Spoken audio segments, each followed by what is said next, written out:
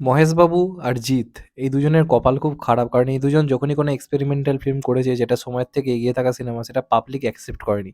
পরবর্তীকালে যখন তারা সেই ধরনের সিনেমা করেছে যেটা অডিয়েন্স অ্যাকসেপ্ট করছে, কিছু ক্রিঞ্জ মুভি, তখন যখন সেই সিনেমাগুলো করেছে লোকে বলেছে যে অন্যধারা সিনেমা কেন করে না, সে একই টাইপের অভিনয় করে, এই ধরনের কথাবার্তাগুলো বলে। কিন্তু যখন এরা অন্যরকম সিনেমা ট্রাই করে, সময়ের থেকে এগিয়ে যাওয়া সিনেমা করে, লোকেই অ্যাকসেপ্ট করে না। জিতের দুটো উদাহরণ রয়েছে, একটা হচ্ছে ক্রান্তি, যেটা ওই সময় দাঁড়িয়ে একটা বলা যেতে পারে বিরাট মানে অন্যরকম একটা কাজ ছিল। পরবর্তীকালে করলো অসুর, যে সিনেমাগুলো কিন্তু সত্যি কন্টেন্ট ওরিয়েন্টেড, কিন্তু অনেক বেটার কাজ ছিল। কিন্তু সিনেমাগুলো সেইভাবে ওয়ার্ক করেনি। যতটা জিতের অন্যান্য সিনেমাগুলো যেগুলো গুণগত মান হয়তো সেই লেভেলের নয়, সেগুলো যে লেভেলের ওয়ার্ক করে, জিতের ভালো সিনেমা বা ভালো অভিনয় সেভাবে কিন্তু ওয়ার্ক করে না। একই কথা প্রযোজ্য মহেশবাবুর ক্ষেত্রে। মহেশবাবুকে নিয়ে দেখবেন এখন চারপাশে বহু কথা হয় যে মহেশবাবু কি আর ধনুষ লেভেলের অভিনেতা? মহেশবাবু কি একটা সূর্যার মতো অভিনয় করতে পারবে? কারণ মহেশবাবু বেশিরভাগ সময়ই সেই একই ক্রিঞ্জ টাইপের সিনেমা করে, যেখানে সে সবাইকে উড়িয়ে দিচ্ছে, ফেলে দিচ্ছে, সিনেমায় স্টোরির কোনো মাথামুন্ডু নেই। সেইও মানে নয় এর সঙ্গে ঝামেলা, ওর সঙ্গে ঝামেলা, এই ধরনের পার্টি বেশি করে। কিন্তু এরই মাঝে মহেশবাবুর কিছু ভালো কাজ রয়েছে যেগুলো কিন্তু অনেক লোকে কিন্তু দেখেনি। এবং মহেশবাবু যেটা প্রাইম টাইম ছিল সেই সময় কিন্তু এক্সপেরিয়েন্স করতো। এখন যেটা বলা হয় যে এক্সপেরিমেন্ট করা মানে সেইভাবে করে না। কিন্তু একটা টাইমে কিন্তু এক্সপেরিমেন্ট করতো। সময়ের থেকে এগিয়ে থাকা কাজ করতো, অভিনয়ে জোর দিত, স্ক্রিপ্টেও জোর দিত। কিন্তু সেই সময় কিন্তু লোকে অ্যাকসেপ্ট করেনি।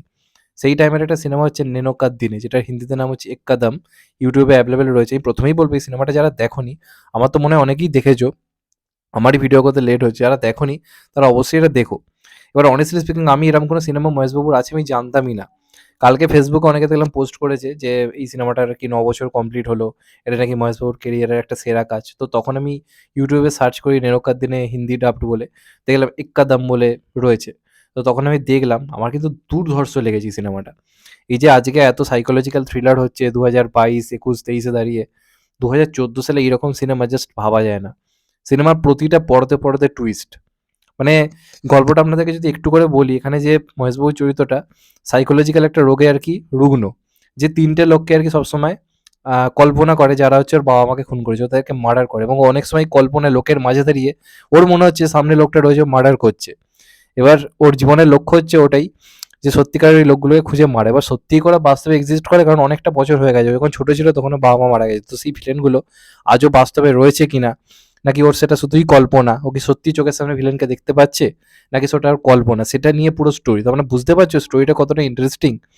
এই সিনেমায় ভিলেন থেকেও না থাকার মতো, মানে ভিলেন যে আছে, আপনি যখন ভিলেনকে চোখের সামনে সিনেমায় দেখছেন, আপনার মাথায় কাজ করবে না যে ভিলেনটা রিয়েলিটিতে রয়েছে নাকি বাস্তবে রয়েছে। মানে আপনারা ভিলেনটাকে রিয়েলিটিতে দেখছেন নাকি ওটার কল্পনা, আপনারা সেটা ফিল করতে পারবেন না। তো অল টাইম বাস্তব আর কল্পনার অদ্ভুত মিশেলে তৈরি একটা কাজ, এরম কাজ আমি আমার লাইফে খুব কম দেখেছি। এবং আমি জানি এই কাজটা অনেকে দেখেনি, অনেকেই দেখেনি এই কাজটা। কিন্তু যখন দেখবে না তাক লেগে যাবে। এবং মহেশবাবুকে নিয়ে যারা বলে অভিনয় পারে না, এই কাজটা দেখুন। মহেশবাবুর শেষে ক্লাইম্যাক্স সিন, একটা ইমোশনাল সিন রয়েছে, কাঁদিয়ে ছেড়েছে। সিনটাতে ওর পুরো শরীর কাঁপছে। চোখ দিয়ে কান্নার অভিনয়। কি করতে পারে মহেশবাবু ভালো পারফরম্যান্স দিলে, আপনারা তার উল্টোপাল্টা অভিনয়গুলো দেখে আপনারা জাজ করে দেন যে মহেশবাবু অভিনয় পারে না, হ্যান পারে না, ত্যান পারে না। তাহলে আপনারা বলবে এই কাজটা দেখুন। এখানে মহেশবাবুর অ্যাক্টিং জাস্ট অন্য লেভেলের। এমনিতে মহেশবাবুর লুক, সোয়াগ এগুলো নিয়ে তো কথা হয়, অভিনয় নিয়ে খুব কম কথা হয়। কিন্তু এখানে অভিনয় আপনারা দেখুন। কৃতি সেনন রয়েছে এই সিনেমাতে। কৃতি সেনন তখন একদমই নতুন। কৃতি সেননের পার্টটাও কিন্তু খুব ইন্টারেস্টিং। মানে নায়িকা মানেই যে সারাক্ষণ ওই কোমর দুলিয়ে নাচছে, নায়ক চিমটি কেটে দিচ্ছে, ওরকম টাইপের পার্ট কিন্তু এখানে নয়। যথেষ্ট নায়িকারও কিন্তু চরিত্রের মধ্যে ইম্পর্টেন্স রাখা রয়েছে। এবং সর্বোপরি আসল ভিলেনটা যে কে এই সিনেমায়, কে ঠিক কে ভুল, সেটাও আপনারা ধরতে পারবেন না। মানে সিনেমার শেষ আধ ঘন্টা আগে অব্দি আপনি কিন্তু ক্লিয়ার নন যে ভিলেনটা আল্টিমেটলি কে। কে আসলে মেন ভিলেন, কে মাস্টার মাইন্ড, আদৌতে কে। এবং যখন আপনি ধরেও ফেলছেন তখন আপনি ক্লিয়ার নন যে আদৌ কি লোকটা বাস্তবে রয়েছে নাকি রিয়েলিটিতে রয়েছে। তো একটা অদ্ভুত রকমের সাইকোলজিক্যাল থ্রিলার আমি আমার লাইফে খুব কম দেখেছি। মানে আমি যে সাউথ সিনেমার কথা বলি, আজকে ২০২২-২৩ দাঁড়িয়ে আমরা আলোচনা করি সাইকোলজিক্যাল থ্রিলার নিয়ে, যেটা এখন হচ্ছেও প্রচুর। এখন লোকে এটা খাচ্ছে, লোকে বানাচ্ছে। কিন্তু এই টাইমে কিন্তু এরকম ধরনের সিনেমা খুব কম হতো। ২০১৪ সালে আপনারা এই কল্পনা করতে পারবেন যে এরকম ধরনের স্টোরি একটা হয়েছিল? সেই সময় কিন্তু করেছিল। এবং ডাইরেক্টরকে সুকুমার, যার এখন পুষ্পার মতো ক্রিঞ্জ একটা সিনেমা, পুষ্পা আমি খারাপ বলছি না, কিন্তু পুষ্পা কি একই টাইপের গল্প। সেই পুষ্পার মতো একই টাইপের গল্প লোকে এত মাতামাতি করে দেখছে। কিন্তু ৯ বছর আগে এরকম একটা স্মার্ট কাজ, এত ইউনিকভাবে বানানো একটা কাজ, এখানে thriller plus mystery plus drama সব কিছু রয়েছে, অ্যাকশন তো তুখর রয়েছে, একটা চেস সিকোয়েন্স রয়েছে দেখার মতো। মহেশবাবুর ভিন্টেজ কিছু অ্যাকশন রয়েছে, ওর যে নিজস্ব সোয়াগ, এই সব কিছু রয়েছে। তো সেই সব কিছু মিলিয়ে এটা কিন্তু দুর্ধর্ষ একটা কাজ। যারা মহেশবাবুর পারফরমেন্স নিয়ে তুলনা করে, মানে কথা বলে, তাদের বলবো এটা মাস্ট দেখো। যখন অভিনয়টা দেখবে লাস্টে নিজেদের মানে গালেই কষিয়ে চড় খেয়ে যাবে যে মহেশবাবু এত ভালো অভিনয় কবে করলো ভাই? ভাই আমিও সিরিয়াসলি বলছি। মহেশবাবুর অনেক সিনেমা দেখেছি কিন্তু এই সিনেমাটা দেখে অভিনেতা মহেশবাবুর কিন্তু আমি ফ্যান হলাম। মানে অভিনেতা মহেশবাবু কি লেভেলের সেটার জন্য আপনাকে এই সিনেমাটা কিন্তু দেখতে হবে।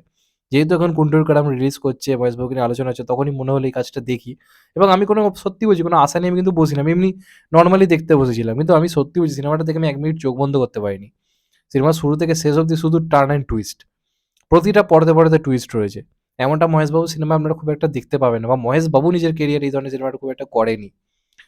তারপরও 'স্পাইডার' সেরকম লেভেলে কেন হিট হলো না আমি জানি না। এটার পরেই তো 'স্পাইডার' এসছিল। তো লোকের তো একটা আশা উচিত ছিল যে এই সিনেমাটা তো ভালো করেছে। পরের কাজটাও 'স্পাইডারও' একটা এক্সপেরিমেন্টাল কাজ ছিল কিন্তু সেইভাবে ওয়ার্ক করেনি।